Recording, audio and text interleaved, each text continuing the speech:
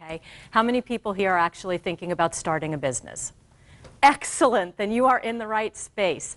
I am going to be giving you what I have learned over a lifetime and 20 years in the profession as what I think are the top 10 most important things to consider when you're looking at starting a business. And some of them you've probably heard before, but that doesn't mean they're not true, and maybe some of them you haven't already heard.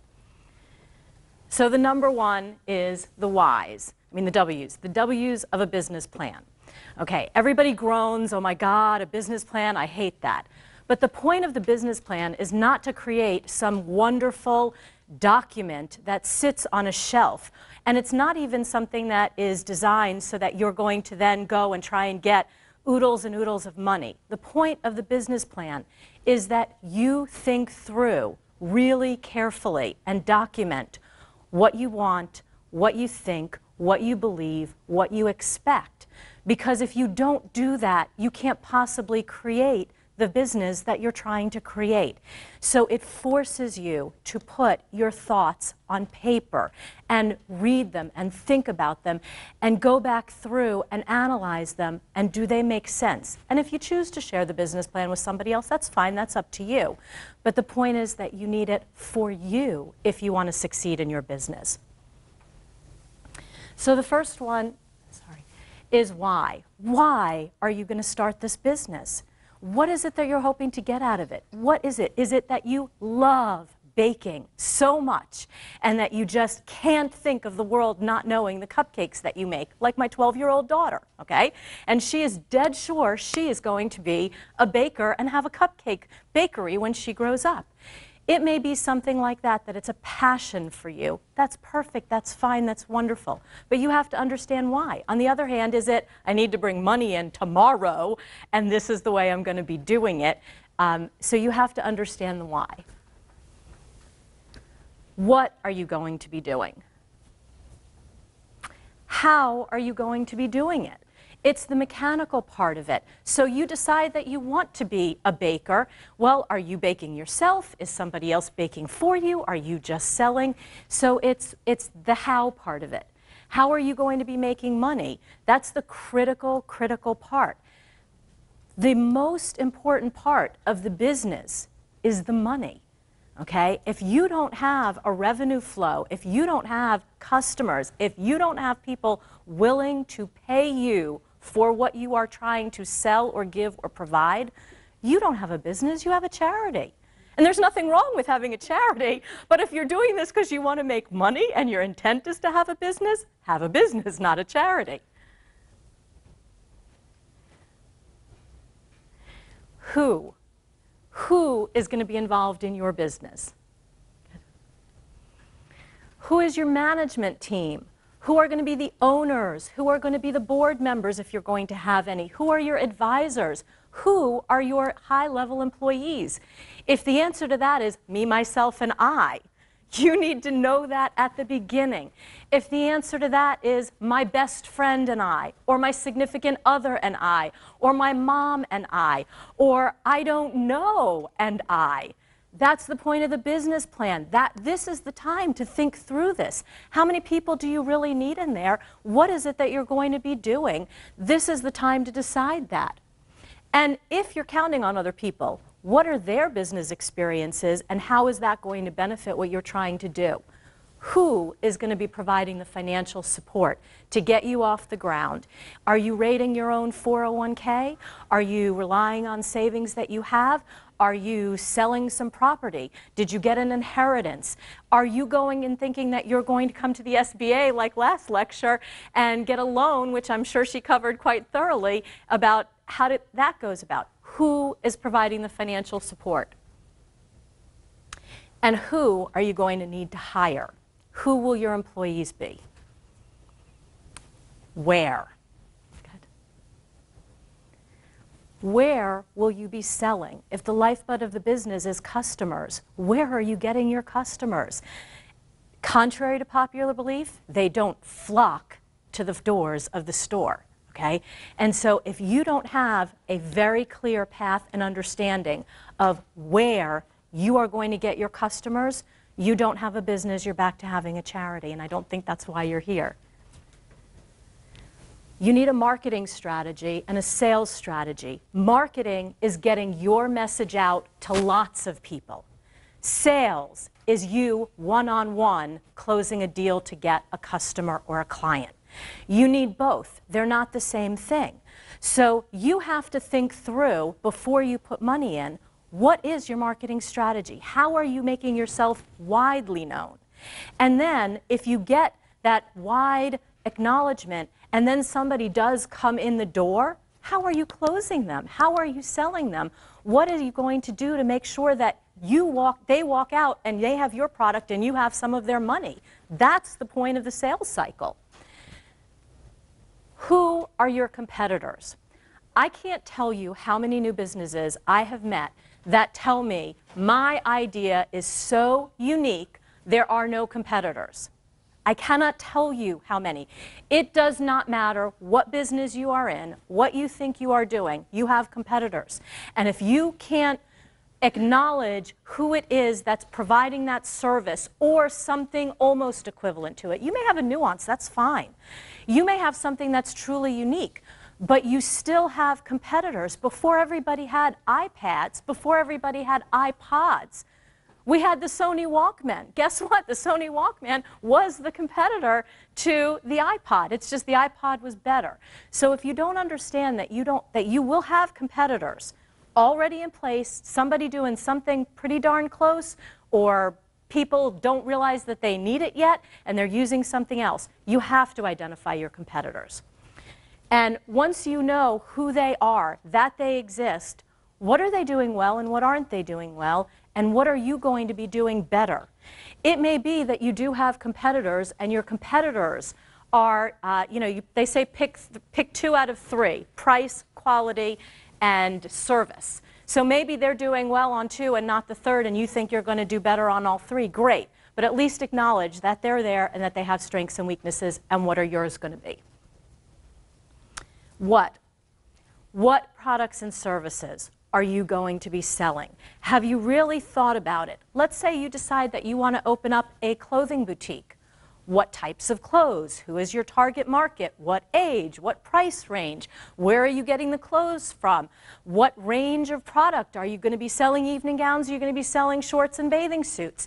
What products are you going to be selling? And if it's a service business, you still have products that you're selling, whatever those services are. So understanding very, very clearly what it is that you're selling is crucial to be able to sell. How long will the product that you're selling last? So as an example, you have a restaurant and you're selling a meal. People are going to need to eat again in 4 hours, and they're going to need to eat again tomorrow. So your product lasts the meal and you want repeat business. But if you're selling a computer, people don't go and buy a computer every day. The computer is going to last 3 to 5 years, so you can't count on repeat business from that same customer. So you have to understand that. Understand if there'll be repeat sales. And once you've identified what products you're going to be offering, you need to figure out how to extend your product line. How can you sell more things to the same person who's already bought from you? So presumably they already know you, they already like you, hopefully they're happy with whatever it is that they've already paid you money for. At that point, you want to be able to sell them additional services or products. So what are your additional service and products going to be? Now the dreaded numbers, budgets and projections. I live in a world with numbers because I'm a CPA, and a lot of people absolutely dread the numbers. But the numbers are a means to an end, and they're a way for you to understand whether what you want to do will be a business or it's going to wind up being a charity. And if you think that the numbers don't matter and that this is not where to spend your energy, then you're probably not going to be as successful as you otherwise could be, because the numbers make a huge difference. No, not yet. Whoops. Go ahead.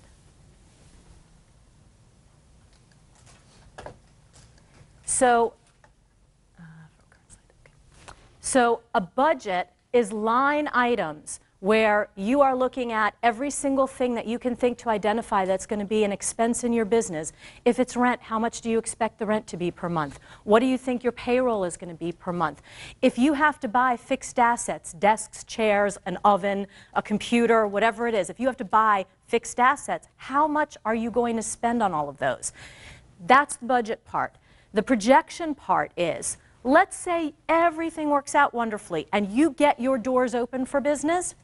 Now you have to figure out how much you're going to be getting in, monthly for the first year, quarterly for the second and third year, and what expenses are going to go along with that. And you may look and say, well, why do I need monthly and why do I need quarterly and why 3 years? And all of this is a bunch of hocus pocus because I really don't know what it's going to be anyway. And you're partially right. Okay, these are your guesses, these are your numbers.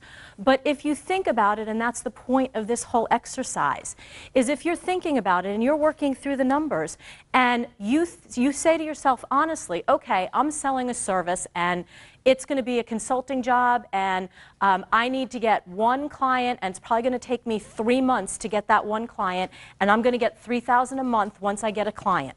Okay, great. Then for months 1, 2, and 2, you have 0 revenue. What are your expenses still? And then when you get to the 3rd month and you've got 3, you get the one client hopefully and it's $3,000 of revenue, you still have expenses. So the point of it is to understand you have to have enough money to get you to month 3 if that's the first dollar you're bringing in. And if you don't have enough to open your doors and get to month 3, what are you going to do? Are you putting more money in? Or are you closing your doors and you've just wasted everything you've already put up? So that's why it becomes very important to look at it monthly and be realistic. How are you going to pay for everything that you need to open your doors? How much do you actually need to start up? How much are you going to need until you break even? How many people know what break even means? Okay, excellent. So break even is if you have $10,000 of expenses a month, you need $10,000 of income in order to be at 0. You have to be able to figure out how long it's going to take you to get to that point because you need enough money to open and last you every month until you're hitting break even and then you start making money to start paying yourself back. So it's very important for you to understand that. How long it's going to take to get you there, and how much do you expect to make after you pass break even, and hopefully you stay above water each and every month after that. Obviously you've invested some amount of money to get you to that point. You haven't taken a salary. You haven't taken any money back out. You have to figure out how much above break even you're going to be each and every month thereafter so you know when you can start pulling money back out and you went from the charity part and the startup part to the business part. So you do an initial budget. How much money are you going to need to open your business? Think about the location that you're going to be operating from. If you're not doing this out of your home, then you're going to need a security deposit, first month's rent, last month's rent. Your space may not be exactly what you need, so you're going to need to renovate it a little bit. You're going to need signage, especially if you're expecting walk-in traffic. You're going to need some equipment. The computers, the furniture, the reception desk, whatever it is, signage. You're going to need to have money to put all of that in place. And you're going to need marketing materials. You're going to need a logo design and branding. You're going to need a website. You're going to need brochures or business cards or whatever else, menus if it's a restaurant, whatever else is appropriate in your line of business. All these things cost money. Now, mind you, I'm not saying to go and get the best of everything, trust me. But you still need to budget for about how much you think it's going to be because that money needs to be there to begin with. And if you're going to be hiring employees, you need to realize that you have to hire them before you even open your doors. You're going to need to train them, and you're going to need to pay them while you're training them. And you're also going to have payroll taxes and workers' compensation insurance and loads of other things that go along with having employees, so you have to make sure that you've planned for their salaries. And you have to have inventory to sell, which means you laid out money to buy it. Or you have to develop the products. If the product is going to be a service, you have to develop the services and everything that goes along with them. Thanks. Now, sorry. No matter how much you've budgeted, double it. Double it. I'm not kidding. because no matter how carefully you've planned, things are always more expensive. Things that you didn't even think you were going to need to pay for, you're going to need to pay for. Things will go wrong and you're going to have to redo it. Double your budget. I know that sounds cruel. I know nobody wants to believe that because you've so carefully created the budget. I'm telling you, in 20 some odd years of experience, double your budget. Otherwise, you will have wasted the money because you won't be able to get where you want to go. That's just the simple truth. And here's the worst case. You double the budget, you can still afford to do the business, and now you have extra money left. Yay! But it's a whole lot better to find that out than to find out that you sunk a whole bunch of money in and you don't have enough money to continue. Okay, so then you come to your projections. Go ahead. Thank you. You do a best case scenario and a worst case scenario. Now, I have looked at business projections for lots and lots and lots of businesses that are going for bank loans, that are going for venture capital money, and that are doing just like you all are doing for yourselves. And honest to God, I look at them and I shake my head and I say, where the heck are they getting these numbers from? And it's true. It's hocus pocus.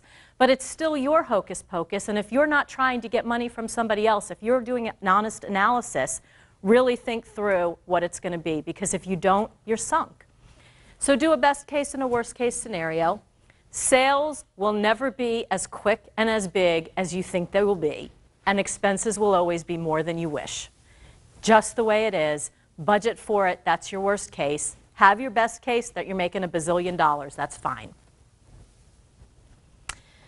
Sales really are a guessing game, but here are some things that you can think about. How big is the market that you're going after? What percentage of that market can you reach? How many of your items will they buy? And what is the average sales price that you're selling? So if you're planning on opening the bake shop, then your target market is people who live and work around the area of the bake shop. And it doesn't matter that you may live in a city of 1 million people. If you only have 35 people that walk through that plaza every day, unless you're doing some amazing marketing, your target audience is 35 people. And that you have to just